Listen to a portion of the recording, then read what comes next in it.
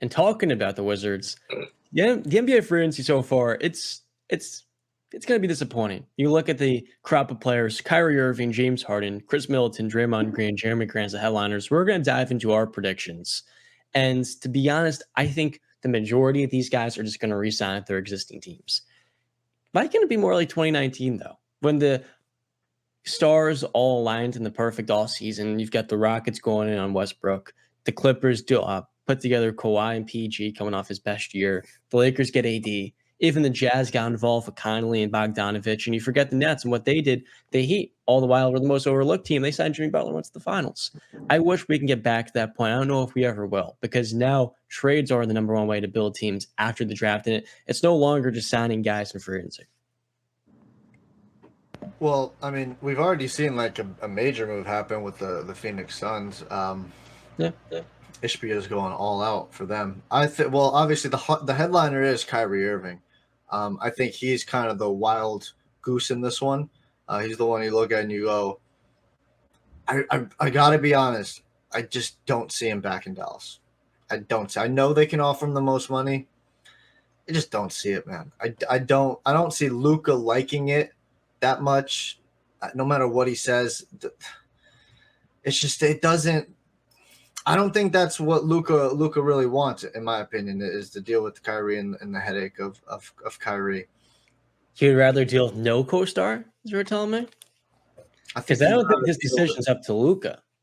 I think he'd rather deal with. It's going to sound cocky in his way. I'm not trying to think for Luka, but I just think that he would rather have it just be his team without Kyrie right now. Obviously, I think in a perfect world, he'd rather have Jalen Brunson back. That's obviously cannot happen. But yeah, I think you go find that Jalen Brunson type, a guy who's, not about the extracurricular. No, not about the extracurriculars and the stuff outside of basketball that's going to bring in it. That's not what Luka's about. That's never been what Luka is about. Putting his head down. He wants to freaking win. He's very Nikola Jokic like. So for me, Kyrie's the headliner. I don't see him back in Dallas. I really don't. I see, the Lakers are on there. I've been saying I just have a funny feeling it'll be in the Lakers.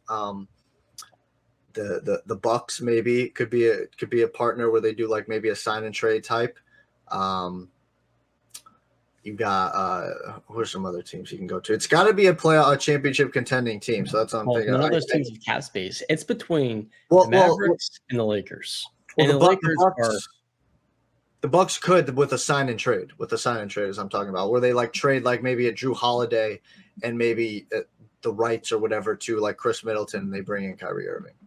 So the Mavericks can offer Kyrie a 5th year in this contract. And that's the whole reason he requested a trade in the first place. Yes. Look, he's going to get a 35% max eligibility and 8% raises, which no other team can offer. The Lakers can't give him the 35. I don't know if they can give him the 30. They probably will give him the 25% max.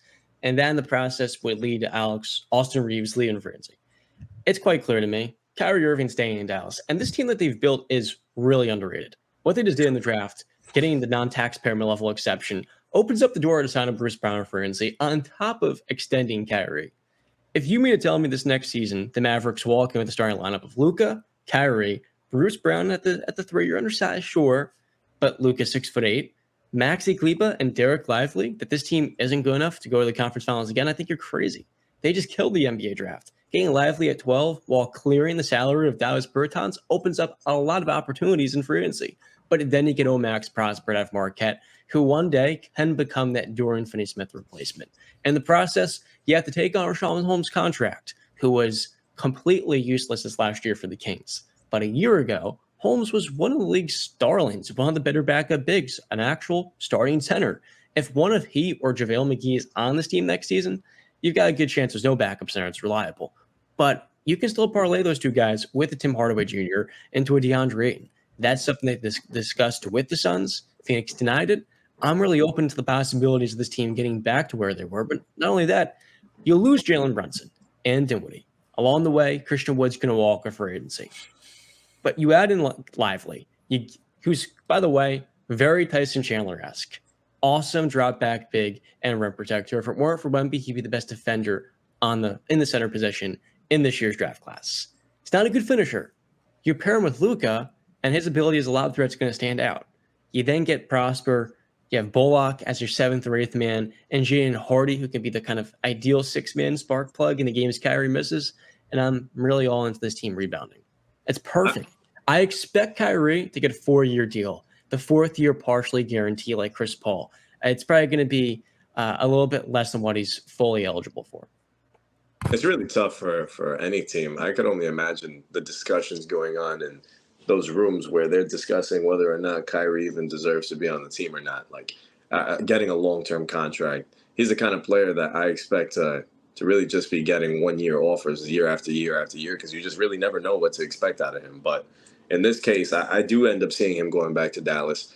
I think I would love to see him in LA. If there was any possible way to bring him back to reunite with LeBron, that would be the match made in heaven that I want to see. I don't know if it's possible.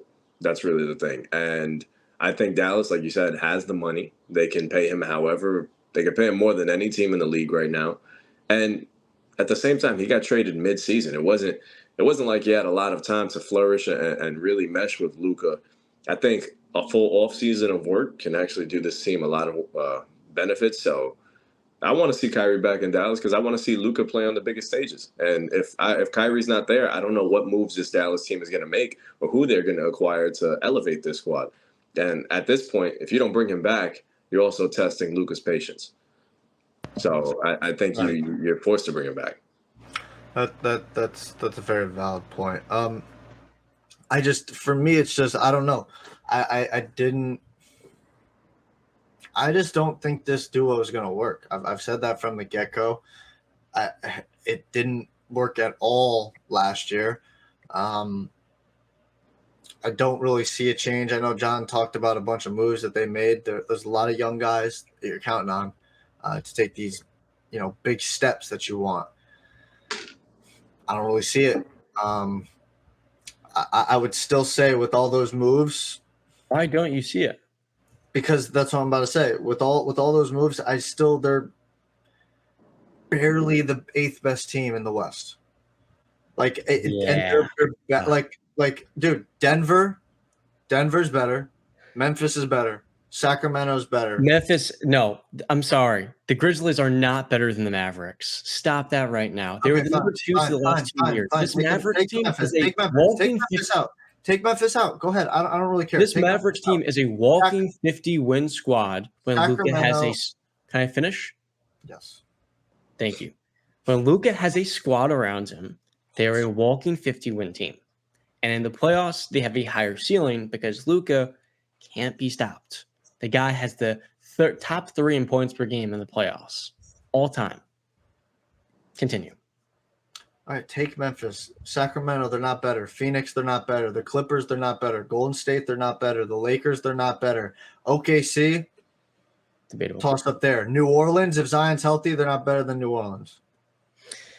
So see what you're doing? Zion, who's missed 65% of his games in the NBA, if he's healthy, the New Orleans Pelicans are better, even though the last 2 years they've been, an 8th seed and a 10th seed because he hasn't been healthy. And then you named another team to me. It's funny. The Clippers, when Kawhi is coming off a torn meniscus, he's never healthy, and this was his best year where he was healthy. Paul George is going to be hurt. That Clippers team, I'm sorry, it's the same story every single year. They're not going to be as good as the Mavericks. They don't have the same potential because it's less likely, and at the same time, their floor is naturally lower. Oh, so you brought up all those negative. May I bring you Kyrie Irving? Kyrie Irving been a model of consistency? No. Okay, then. Thank you. That's all I'm saying. We can bring up flaws with every freaking team, John. And Dallas, I think, has the wildest joker of all of them. So that's what I'm saying to you. Nobody's questioning Luka's freaking ability and his skill set. It's the team around him. I understand you made you're counting on a lot of young guys to do a lot of things that they haven't done before. That's fair, but there's also a lot of veterans who are now going to be relegated to bench roles. You talk about Josh Green, who is a very good 22-year-old solid wing. Maxi Kleber. You have to keep in mind, Kleber was hurt for the majority of this last season, was a starter and a key piece in their finals push a year ago. Then you've got Reggie Bullock, who every year shoots like shit in the first half, then becomes Reggie Miller in the second. If he is hot in the playoffs, with Tim Hardaway Jr., who shot 39% from downtown, along with Jaden Hardy, who Kyrie's going to miss time, right? That's why it's important to get a bucket getter. Much like Cam Thomas in Brooklyn, who was able to keep up the pace when Kyrie was out, Jaden Hardy is going to get you 15 points per game. He's a plus passer. He's a good 3-point shooter, and he's 6'4". Yeah. That is the type of guard you want when Kyrie is not available. Also important to note, though, Brian, is Kyrie consistent? No. Is the global pandemic, which caused him to miss a good amount of the season 2 years ago, prevalent? No. In Dallas, there's not a vaccine mandate on, but like that is the main reason that the Nets fell apart, along with an ankle injury in the second round of the playoffs versus the Bucks. So if there's less obstacles in the way of Kyrie finding ways and opportunities to miss time, I am more optimistic in this panning out. That's just how it goes. Let me ask you a question. Did the pandemic have anything to do with him tweeting out that link? No, that was. I didn't think so. I didn't think so. It's because I guess. And I listen. You can get angry at him or not, whatever. These are the things that I'm talking about. The idiocy of Kyrie Irving. You never know what is going to come out of that mouth. Well, there's now one less way it can go south. That's what I'm getting at. I just don't. I'm sorry, and I don't see it working. I would take with all those concerns you laid out when I named those teams. I'd still take basically a majority of all those teams over the Dallas Mavericks, and has nothing to do with Luka Doncic or just has nothing to do with Luka Doncic. It has to do with his counterpart. Go ahead. Miami lost out on guys like Bradley Beal, probably not getting Dame. Would you want Kyrie? Would you welcome him? Well, where are you saying probably not getting Dame? I'm assuming that Dame ends up staying. Okay, we want to play the hypothetical. Okay. Yeah. I mean, listen, you guys need a bucket getter. Yeah. He's available. I don't think Miami could straight up sign him, right? It would have to be a sign and trade. Am I right, Don? They don't have the scratch. Yeah, it would have to be. Yeah, it would have to be like you'd have to work some inner working deals to get him on there. It's not obviously the first option. It's not the second option. And if it's the third option, it's one that you don't take lightly because there are a lot of ingredients in there that you might not really vibe with.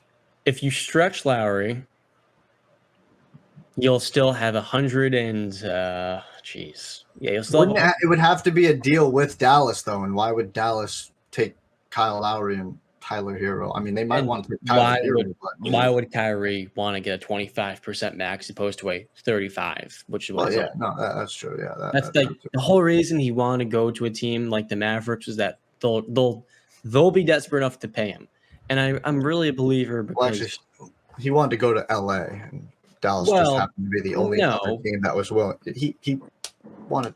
Okay. Yeah. LA made offers for him, John.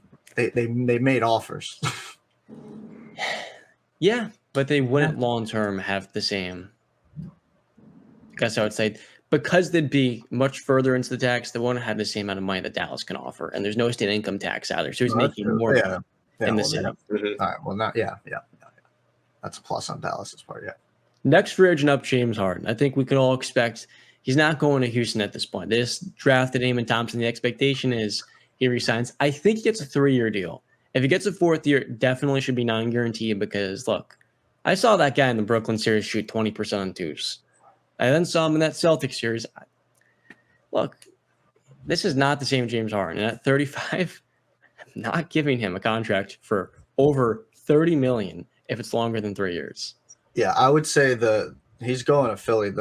My big thing with Philly would be, or not big thing, main thing I would focus on is if you're bringing James Harden back, Tobias Harris has to go. There was comments just recently made by Tobias like that, the casuals would trade me for a box of crumble cookies. I've been from the start. The Tobias Harris doesn't fit. It doesn't work. They don't use him the right way. And if you're Philly, I think it's time to move on from Tobias and get some maybe 2 players that are younger and can provide basically the same amount that Tobias can, but in more than one person. I just it doesn't work for me. That him just standing in the corner or on the side with his hands open while James Harden plays with the ball for freaking 17 seconds and decides, all right, maybe I'll give it to Embiid or I'll drive like it just no. And that style of basketball doesn't win championships. So I don't. Yeah, you guys can talk about Philly if you want. They're not doing jack chili shit. I've said that since the fucking beginning. I think Philly had a lot of hope going into the postseason. I think there was, after seeing some of the big games that James Harden put up in the playoffs, you thought that this team actually had a chance. At least I did. And I know you guys were crapping on James Harden a lot. Rightfully so. He has a track record that allows you to do so. But yeah, I could see him finding his way back to Philadelphia. I think him and Joel Embiid, they're a good duo together. I can't see James Harden going anywhere else or any true championship contender wanting to put that in and then absolutely changing their entire offense, because every time you bring in James Harden, the offense is surrounded by him. He has to dominate the ball, and I don't think you're going to put him anywhere else. So I think Philadelphia is probably the best spot for him. And then with a guy like Nick Nurse there, maybe you can get something else out of him. Maybe there's something else in the tank that you can get out of James Harden. But I see him staying in Philadelphia. I think Philadelphia is still a championship contender. I'm a big believer in the fact that things can change. 1 year, something can happen. Some team gets hot, and quite like Miami this year, just out of nowhere. The expectation was not for them to make this much noise and go to the NBA Finals, but they did it. In the postseason, it comes down to who can get hot. And if Philadelphia can manage to do that with a guy like James Harden and Joel Embiid, if Joel Embiid is healthy, I think Philly can make a lot of noise. So I'm going to say James stays in Philly. I think that's the best fit. He showed some maturity this last season. I definitely let me read the stat off to you guys. James Harden, this is from 2020, shot below 20% from the field for the 8th time in his playoff career. Kobe, Braun, Durant, and Jordan combined did that twice in their playoff careers. Wow. So Harden is tied for Bob Cousy for the most in the shot clock era games of shooting south of 20%, as per Kirk Goldberry from the bubble. And I'm sure that number went higher up this last postseason. Next guy up, Chris Middleton. My expectation is the Milwaukee Bucks are a little bit afraid about the repeater tax, but they want to run this back. I think Middleton gets a 3-year deal worth somewhere around the same ballpark as Harden. So you think he's resigning for less money? I don't know if there's going to be a guaranteed 4th season because of his injuries. No, I mean because he was scheduled to make $40 million if he accepted. Is he getting $40 million this year? Do you expect less? Yeah, I think it'll be front loaded. So maybe in the first 2 years he gets 40, and then it starts to decrease later on to like 32. So yeah, maybe. Okay. But not yeah, like I said with Romaine, you usually don't see players resigning for less money when they can get more money. But sometimes want the guaranteed years too. Yeah, it's just, and also the front loading thing, you don't usually see front loads either. You usually see the back load so that they can move the money around later on, and then they can make their, But the Bucks are in a unique position. Long term, you get into the repeater tax, and shit, you're taxed like $4 for every. Well, yeah, that's why I was saying earlier. That's why I said like 2 years ago that I think while they won a championship, I think that there's a question to be had that they need to fix the core of the Milwaukee Bucks, where it's Giannis is the best guy, but the guys around him, you're spending a lot of money there, and they're not as good as you really think that they are. If I'm going to be honest with you, I expect Middleton back in Milwaukee. With all that being said. But I'd love for them to move on from Holiday and Middleton and possibly get another star or superstar to put with Giannis. I don't know who that is, but luck. See, that's the thing. I get what you mean, but those two have already showed you that they complement Giannis's game so well. Why move on from that? I mean, I guess Middleton's injury concerns, fine, but at the same time, I think Middleton and the Bucks are, if maybe not expecting as much volume out of him because of the injuries, but I think he stays with the Bucks. I think he's perfect there. I can't see him going anywhere else, really. I don't think Giannis would want him going anywhere else. No, he's the perfect fit, and he played well this postseason. I'm just worried about him missing time. The next guy up on our list is going to be his teammate, Brook Lopez. I think it's a similar story. Brooks got to stay here. If he leaves, then it becomes a less enticing team for Giannis to stay. So I think Lopez gets a 3-year deal, age 35. I'm talking 17, 18 million a year. So 3 years, 54 mil. They're. Man. I just don't know how this team stays together. I really. I do see Brooks staying with the Bucks though. After coming off of a year where he probably could have won defensive He had a player. career year, yeah. Yeah, I think he stays there. But 3 years, he's 35 years old. At the end of it, he'll be 38. That's tough because you just never know how. These are long seasons, and the older you get, the bigger you are. Yeah, just like that 3-year deal that seems like you got a bargain. It's gonna strap you. That's what I'm saying about I love Giannis. I love the competitive nature, and he's going to make almost any team he's on I wouldn't want to say a contender, but he's going to give them one of the best chances they can have. And this unit is starting to decline rapidly, and if you don't move on, you are going to be stuck. And that's all I'm saying is they really need to explore their options of what the hell can they go get. There's a guy out there. He's younger. Don't know what to have to give up. A Zach LaVine. So I'm just throwing something out there where you gotta mix it up. In my opinion, in this, I understand it. It's just, are they going to be there?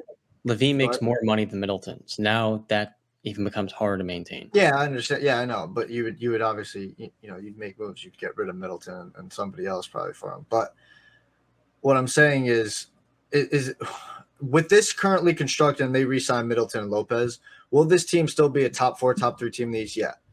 But they're struggling to keep up. Just like my Miami Heat are also struggling to keep up as well. You got to make moves. Boston's making moves. You got to make moves. That's the price of winning, isn't it? Like, this is going to happen to every team. The Bucks have no young talent outside. Andre Jackson, who they just took at a UConn. You'll like him, Brandon. And then Marjan Beauchamp. But, hey, like, you look at the Bulls after Jordan, the Heat after LeBron, which a couple of rough years. That's sort of not really. Yeah, but, John, this is in the middle. This is in the middle. They're not – Giannis is still here. He's in his prime. We need to do – this is not after. Yeah. We need to, you got to move now. How old – Middleton's 33, 34? Holidays – no? Well, he's got the knees of a 45-year-old, but Middleton's only 30, 31. 31. Okay. I thought they were older. This is a team that should be going all in on Dame.